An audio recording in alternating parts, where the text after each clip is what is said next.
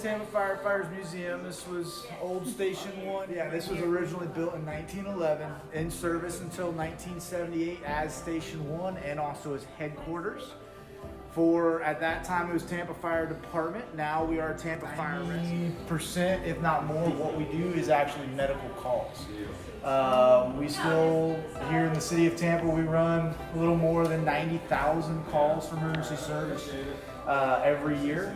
And see you, Jay. And we are actually headquartered now across the street. And so we have a nice, good relationship with them, and we were able to get a hold of this building. In 1995, the Tampa Firefighters Museum was actually, formed. And then we got this building and got all this section built on in 2003 and opened up as a museum with everything you see here. And we continually add new stuff like that. We'll add new around the corner. We are, a little festive for Christmas. We didn't go as big as we did last year with the tree just because, we knew we weren't going to have as many of the guests. But yeah, so we have a lot of different, like I said, stuff, and it's got some explanations on it. So we do have our, museum store over here where we sell, hats and, shirts and things like that, even coffee mugs. So this is the apparatus floor where, the trucks, and even at one point we had horses here at this station. We had horses in the city of Tampa until 1914. And so this station was built with horses in mind. They did have vehicles at that time, however, they still had the horses. And we still have one station left over from 1980s, and the piece around it, the steel around it, is meant to kind of signify the towers, and these are the names of the 343. That they volunteered. No, these are the guys who passed away on September 11th. Yes. So these are the firefighters who were there. Yes, ma'am. Obviously, there's still, this doesn't include the police officers. So just Port Authority. firefighters? These are just the firefighters. And, I just went there 2 years ago. Okay, yeah. So it's but you'll see firefighters with decals, with tattoos, with patches, lots that say 343, and that's in remembrance of the firefighters. Were breathing that stuff in. That's where they ended up with your long-term, illnesses and cancers and things like that. 343, are those firefighters died on that day? Yes, ma'am. Are they all from Tampa only? No. Those were the New York. Those were FDNY guys. We did have a couple of guys actually end up going out.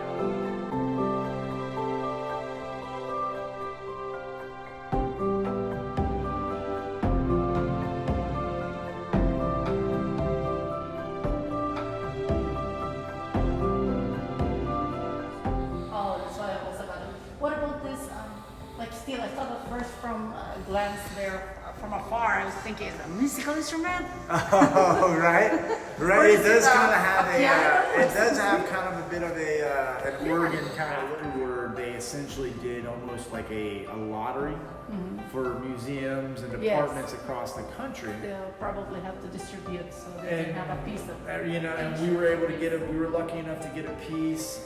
There's actually another piece over in Ybor by the at the building Saddle, which was this piece right here. And it was given to us.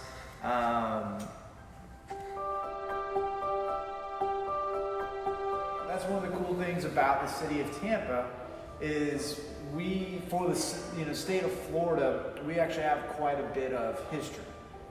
For Florida. I know that when you start talking about, I get my folks in here from Europe and even my folks in here from the Northeast, yes, their departments have been around longer, but for the state of Florida, we're actually just celebrating our 125th anniversary as being a paid department here in the city of Tampa.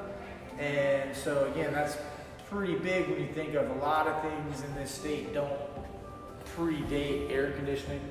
A lot of things, don't predate, Disneyland, or Disney World, I should say. Disneyland's kind of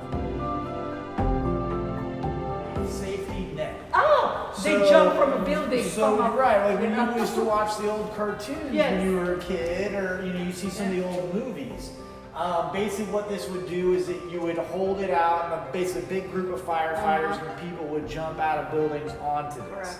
The problem with this being, though, is that you're only good up to about 40 feet or so, and then you're actually going to break the springs and possibly fall all the way through. So nowadays, obviously, we don't use these anymore. Some departments have airbags and things like that, but we have ladders that reach, that are 100 foot long. And so they can reach up to about 70 feet or so, 70, 80 feet off the ground with the ladder, because it has to be, we can't put a ladder just straight up and down. It has to be at some sort of an angle, so that way we can climb up the ladder, safely up and safely down with people if needed. Yes, and so again, it's pretty cool. France? Well, that's the company is La France. Oh. But I had some folks come in here from France who were like, "What is this from France?" I'm like, no. And these were actually carried by the firefighters. But this is actually where, as you're asking about the horses, this is actually where the horses came in and out. And that's what these slots at the top of the pavement are, so that the horses could actually get traction on the way out. And the old stables used to be right where my 9/11 memorial is. And so the horses used to come line up. They'd hook them up with essentially what was horse-drawn, steam-powered pumps. And that would pump the water out the hoses and all. But the firefighters themselves had to carry the cart. So they would pick them up by the handles and go run to a fire. Yeah. So you can imagine running alone without this, over distance can be tiring. Imagine, you've got this thing spooled up with, full of hose. It gets even heavier. And we, just kind of for basic stuff. We have lockers all over the station. Most of the time it's for either our gear or it's for our own personal items. So like I have my own locker at the station. I keep, extra uniforms. I keep jackets. I keep, whatever else I need to in there, just for, just in case we get something today that I might need my raincoat or I might need my winter coat, for the 3 days in Florida. We need a winter bigger than the ones we have over here. These over here, these are chemical carts. And just like the old experiment you guys probably did in middle school, elementary school, where you have the volcano and you have the baking soda and you pour the vinegar in and you get the, well, essentially it was the exact same thing. And it's called soda acid because there'd be water with like a baking soda in the bottom, an acid tablet in the top, and then when you mix the two together, it would actually build pressure up. And that's how the old fire extinguishers used to work. Is you would tilt them, and it would make that mixture, and it would build up the air pressure on the inside because it's an exothermic chemical reaction. And then you'd be able to have the spray out of the water and baking soda and put out the fire that way. Nowadays, obviously, you use compressed air, you use other chemicals, things like that, in order to shoot water or the dry chem or whatever you have in your fire truck. Now, the city of Tampa uses predominantly Pierce. We use Pierce for all of our engines and all of our ladder trucks and a lot of our other vehicles. However, our rescue cars or ambulances or freight liners, our chief trucks are predominantly Fords. So we have a few different styles of vehicles in the city, but this this truck still runs. It's a 1949 Little Mac, 250-gallon tank. It still runs, still pumps water, but predominantly what this truck is used for is for parades, and then also funerals. So, we do a lot of parades here in the city of Tampa. We have, I believe it's the second or third largest parade in the country, is the Gasparilla Parade, but it did get pushed back this year. So you put the casket goes in the back where the old hose used to go. It has, the old wood ladder on it, so it's a very pretty truck. Oh yes, well we don't throw wood ladders anymore here in the city of Tampa. We use all aluminum. ladders, you can't put them near high heat either. Is this a good conductor? Because, well, it's not just that, it is that it can be very hot, but it starts to warp and it starts to malfunction under high heat. So if you look at like an aluminum ladder, even your ladders you probably have at your house, you'll see little heat sensors on the corners of them. And if those sensors turn a certain color, then basically it's been exposed to too much heat. Why is it that when people call 911, firefighters, they also respond? Just like, usually people, or some people might not know it. Why is it that they respond, not just policemen or paramedics or, Well, because a lot, if it's a call that's unknown or it could be possibly dangerous to us, we are going to request TPD come out, and Tampa Police Department. And that's because, again, it's for our own safety. Because ultimately what we have to be mindful of is that if I'm not safe and I end up getting hurt or something happens to me as a firefighter or paramedic, then you won't be able to get the care that you need.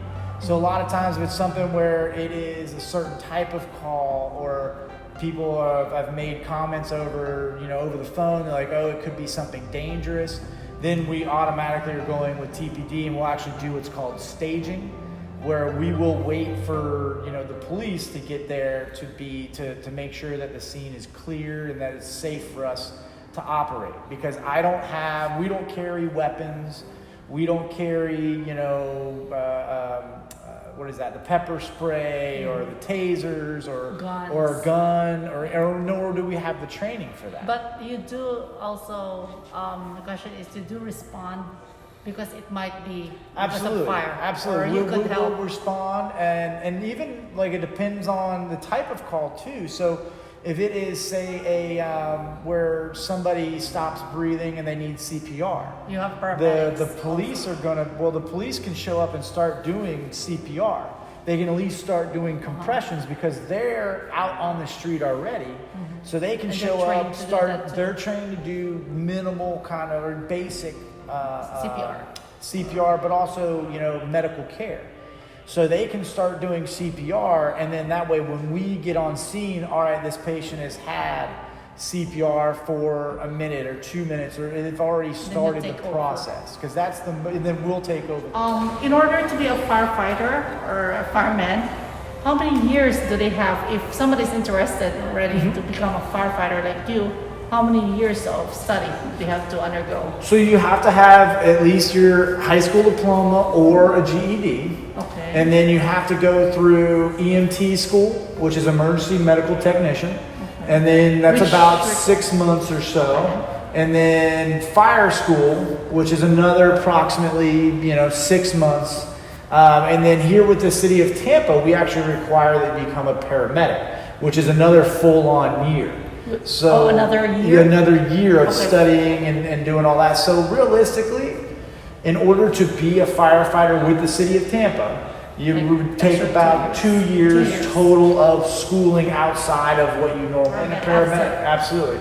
Okay. Now it also helps though. We do the extra education does help with us when it comes to promotions. Okay. So you would get extra points depending on your education when it comes time for promotions. So it's 3 points for an AA or an associate's degree. Okay. It's 5 points for a bachelor's degree and 7 points for a master's. And again, this is basically, it's something that you get those points no matter what on top. And then you'd have to do fire school, which as a nurse, as a registered nurse, you might be able to petition the board to possibly lessen the number of instead of 1 just year. Take the test, to just take the EM test. But it depends there on you the go, state. all you nurses out there. Yeah. But it depends on the state. It depends on the state, and you'd have to contact them. But yeah, majority of what we do is medical calls. We do 90% medical calls. Very small fraction are actually fires or fire alarms. Which is nice, right? We don't want fires.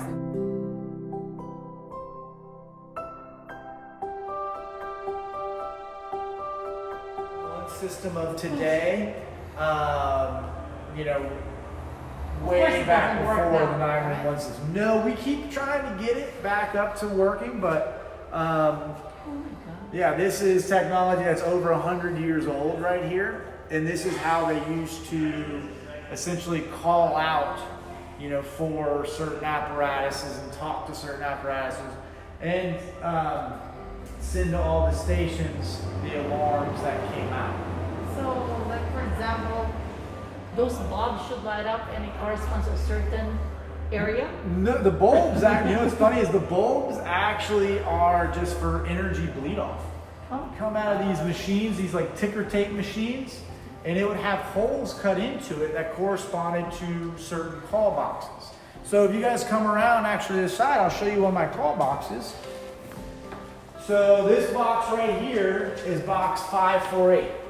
So this actually used to be at the corner of Howard and Spruce, right here. So 548. basically what you would do is you would, you know, we have a fire or we have something, you know, going on, you would come over to the box, you would open it up and you'd pull down on this handle. However, now I can manually wind it, doesn't stay anymore, but it's like a spring. And if you look close enough, you'll actually see there's 5 teeth, 4 teeth, 548. and then 8 teeth. And it would raise and lower this dial arm 5 times, 4 times, and 8 times. That's why it's 548. And that's why we would know box 548. So it will go to that game. And it would go into the game wheel system, and then from there they would send it out to all the stations, box 548, using that tape The system. tape. And it's just like the old, like when you used to have like the,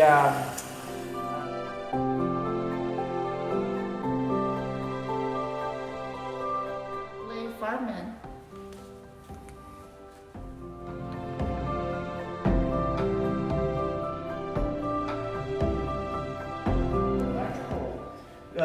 stoves and ovens and things like that. It can be very dangerous. Oh, you even put some So we have some chemicals and things like that that. are dangerous, so they can Absolutely, and that's educate- something as well as we try to educate the kids, but also the parents, because sometimes you don't even think about it as a parent that like, oh, I've They don't got hide it or lock it. right, and that's another tough thing is like, Yeah, the you know, if toaster, you're using, you know, like you have oven, bleach or you have, you know, all these different household chemicals, you know, drain cleaner and jackets, and we have them in the Yeah. helmets, and they've got the hose. yeah. And so, but again, as of right now, we have our kids area closed down just because have more of the kids, you know, come by and have fun. But you know, because again, we're living life in 2020. Yes. Well, this is our female firefighter. First. in the fire department. First women firefighters. So we have almost just under 10% of female firefighters in the city of Tampa, which is about national average. Some departments have more, a lot of departments have less.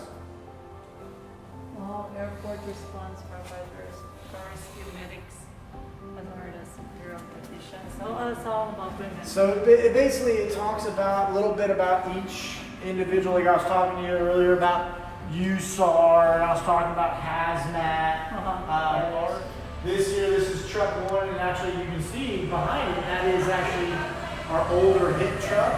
This is truck 4. We have a driver up front and then a driver in the So he back. drives too. So he drives too because this truck is so long and the streets here in the city are so narrow. I should have brought And the streets here are so narrow, it helps to essentially swing the back end of the truck It's the around. first time I saw that. It's not.